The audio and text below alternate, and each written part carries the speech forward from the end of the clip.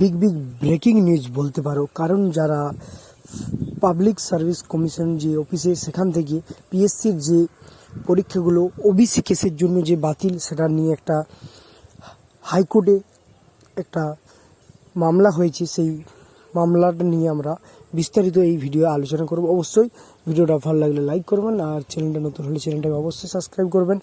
হাইকোর্টের chief secretary মুচলেখা সত্ত্বেও বাতিল ওবিসি যে ক্যাটাগরি দিয়ে নিয়োগ প্রক্রিয়া চালিয়ে যাওয়ার জন্য আজ পাবলিক সার্ভিস কমিশনার আর যে চিফ সেক্রেটারির বিরুদ্ধে হাইকোর্টের আদালতে অবমাননার মামলা দায় করেছেন প্রসূন। অবশ্যই এই খবরটা চারদিকে ছড়িয়েছে। এটা তোমাদের 2 তারিখ একটা শুনানি আছে, সেখানে পরিষ্কারভাবে জানা যাবে যে তোমাদের ওবিসি কেস নিয়ে কি হতে চলেছে, পরীক্ষা হবে কি হবে না।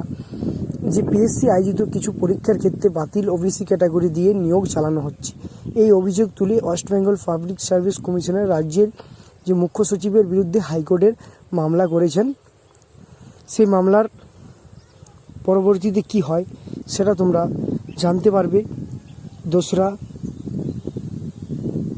এপ্রিলে।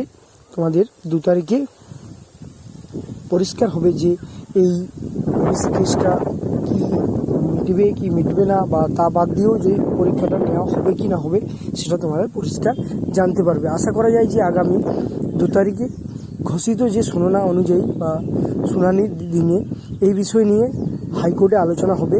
উল্লেখ্য যে নিয়মগুলির কথা বলা হয়েছে সেগুলি নতুন নিয়োগ নয়, পুরনো চলমান নিয়োগ প্রক্রিয়া। মানে তোমাদের যে